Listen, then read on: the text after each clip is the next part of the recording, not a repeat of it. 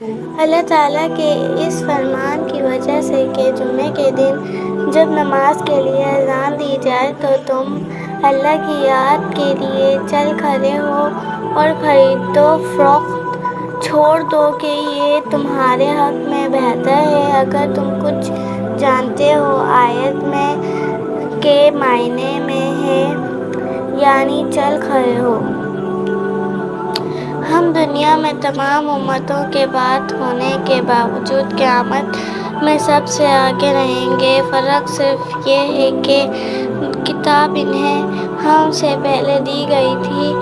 یہی جمعہ ان کا بھی دن ہے جو تم پر فرض ہوا ہے، لیکن ان کا اس کے بارے میں اختلاف ہوا اور اللہ تعالیٰ نے ہمیں یہ دن بتا دیا، اس لیے لوگ اس میں ہمارے تابع ہو گئے۔ یہود دوسرے دن ہو گئے اور نصارے تیسرے دن۔ صحیح بخاری 876۔